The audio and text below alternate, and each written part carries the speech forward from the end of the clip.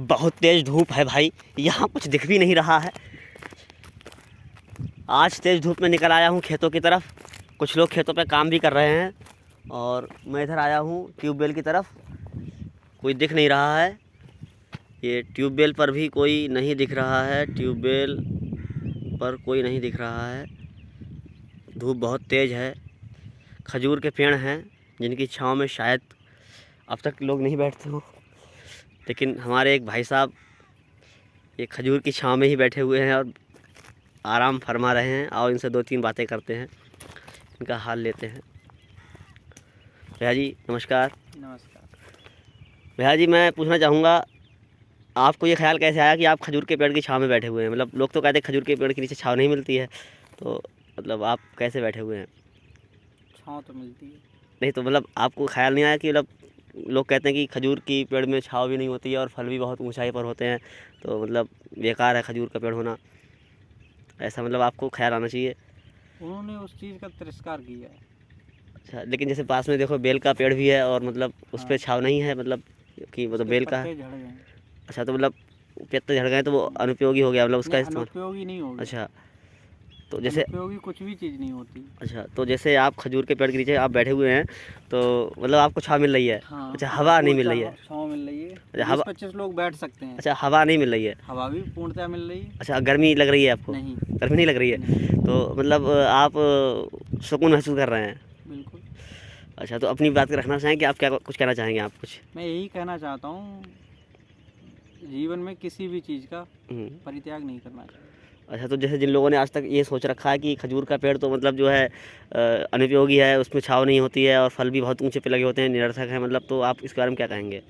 उनका अर्थ है, निरर्थक नहीं है। अच्छा, मतलब वो काम के लायक वस्तुएं हैं। हाँ। अच्छा, तो खजूर के पेड़ के बारे में आप क्या कहेंगे? खजूर के वृक्ष के बारे में यही कहना चाहता हूँ, उसके भी उपयोग हैं। अच्छा। जैसे लोग कहते हैं क्रोध होना नहीं चाहिए, लेकिन समझ रहे हैं आप, जैसे क्रोध नहीं होना चाहिए। क्रोध भी एक ऊर्जा ही है। अच्छा, हाँ। तो जैसे आप ये छाँव में जैसे वृक्ष है हाँ। खजूर का, वह भी एक वृक्ष है, वो भी ऊर्जा ही है। अच्छा, तो जैसे आपको उसे जीवन से हम अगर काट देंगे तो उपयोग क्या रह तो जाएगा? आपको ये ख्याल कैसा है कि आपको खजूर के पेड़ की छाँव में बैठना है? मतलब आपको ये ख्याल नहीं है कि लोग कहते हैं खजूर में छाँव नहीं होती, आप क्यों वैसे यहाँ पे बैठे हुए हैं? एक गलत धारणा है। अच्छा, गलत धारणा है। हाँ। ठीक है, मैं एक बात और पूछना चाहूँगा, पूछ सकता हूँ?